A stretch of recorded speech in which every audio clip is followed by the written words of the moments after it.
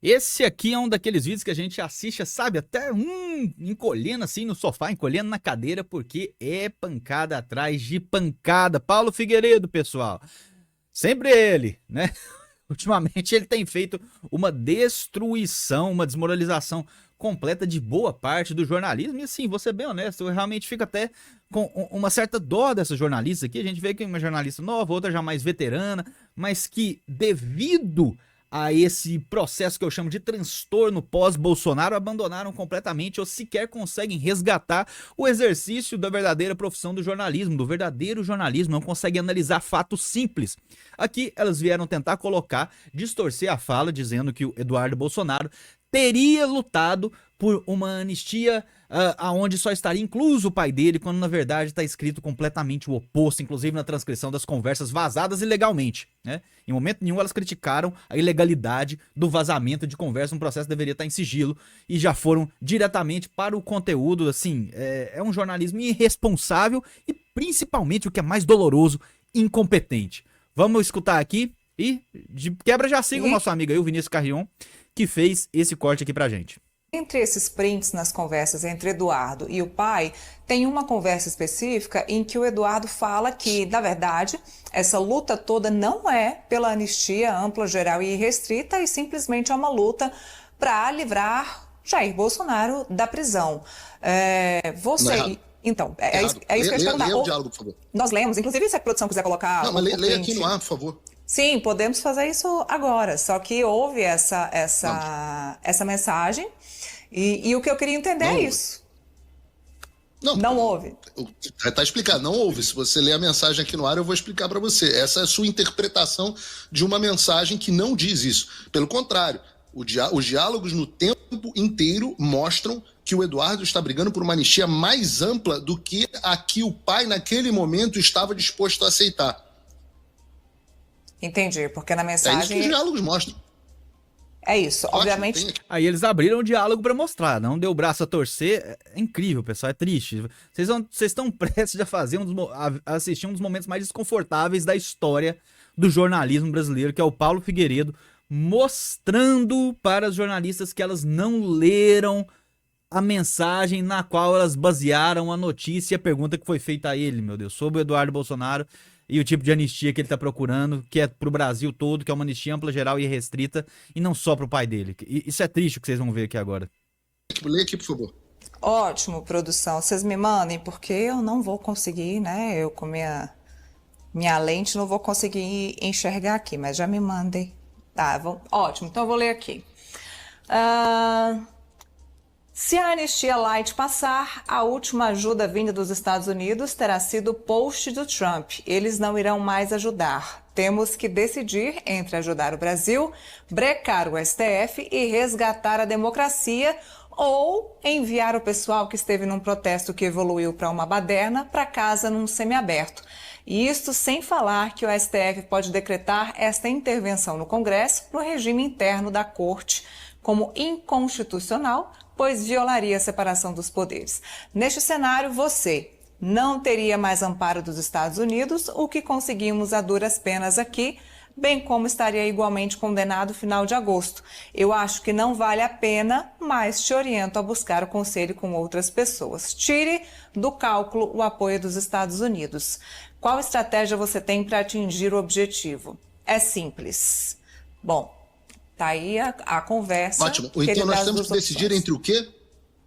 O que nós temos que decidir? O que ele diz aí? Nós temos que decidir entre o quê? Barrar o STF, salvar o Brasil. E o que o pai estava disposto a ouvir era a respeito de uma anistia light. Exatamente, da anistia light. Então é o oposto, na verdade, do que você está dizendo, né? O que estava acontecendo era o pai disposto a uma anistia light e o Eduardo dizendo não, nós não podemos aceitar uma anistia light, nós precisamos utilizar essa oportunidade para salvar o Brasil e parar o STF. Não tem nada aí em nós precisamos usar essa oportunidade para te salvar, para te impedir. É o contrário. Você tem um Eduardo dizendo nós precisamos salvar o Brasil. Não adianta salvar meia dúzia de indivíduos. Ora, o que estava sendo proposto naquele momento nos bastidores? Uma anistia, que não era anistia, chamada de anistia light, era uma redução de penas para pessoas e envio delas do pessoal do 8 de janeiro para o semiaberto. habilidade do presidente Bolsonaro apelar ao pleno do Supremo Tribunal Federal. E a gente dizia, não, esperem, porque virão as consequências para o Brasil e nós teremos uma posição muito melhor de negociação. Porque essa é a oportunidade e a última oportunidade que nós teremos de salvar o Brasil. Meu Deus, gente, meu Deus. Assim, e como eu disse, não quero jogar essas jornalistas aqui na fogueira, não quero jogar elas embaixo do ônibus, né? Mas é triste, porque a gente vê que é um pensamento dominante hoje em dia nas redações. Quando o assunto é o Bolsonaro, parece que o pessoal abandona completamente o pensamento crítico que eles exercem para todas as outras situações da vida. Quando o assunto é Bolsonaro e tem qualquer coisa minimamente indicativa de que uma notícia falsa ajude a prejudicar o Bolsonaro, eles insistem, eles não tentam corrigir.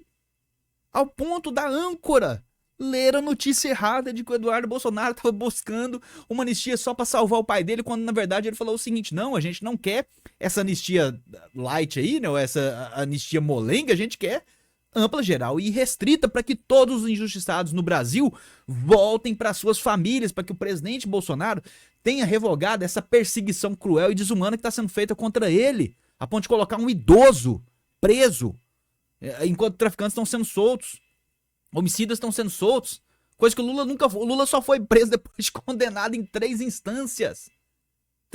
Direito a todos os recursos do mundo, mais de 100 recursos. E o Bolsonaro, se for condenado no STF, tem direito a recursar para quem?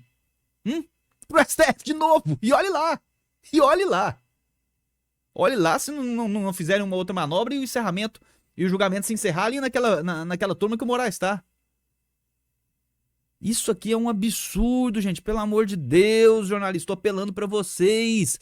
Não façam isso, não administrem, não sejam vítimas dessa burrice seletiva só porque vocês não gostam do Bolsonaro. Normal não gosta do Bolsonaro, normal não gostar do político. Mas isso aqui é a profissão de vocês, é a honra do jornalismo. Gostava ter lido a mensagem antes? Porque a gente sabe que, infelizmente, boa parte da imprensa tem trabalhado assim. Errar, se for para prejudicar o Bolsonaro, tudo bem, o erro é empurrado, ninguém nunca conserta. Né? Quem não lembra quando o Jornal Nacional, sem verificação, sem nenhuma forma de lá apurar os fatos, disse que o assassino da Marielle, né, um responsável pelo assassinato da Marielle, estava procurando o Jair Bolsonaro lá no condomínio dele, chamando o porteiro para isso. E se não tivesse ido lá pegar a imagem das câmeras, até hoje eles estariam empurrando isso. Meu Deus, gente, não façam isso só porque vocês não gostam do Bolsonaro. Tenham um mínimo de dignidade profissional. Obrigado, Paulo Figueiredo, mais uma vez, meu irmão. Todo o trabalho que você tem feito.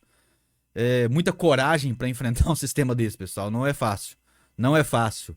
Porque além de você enfrentar os tiranos, além de você enfrentar as pessoas que estão cometendo as atrocidades, a imprensa, que deveria ser um refúgio da verdade, faz questão de distorcê-la a todo momento, desde que a distorção prejudique o Bolsonaro. Grande abraço, fiquem com Deus e até o próximo vídeo.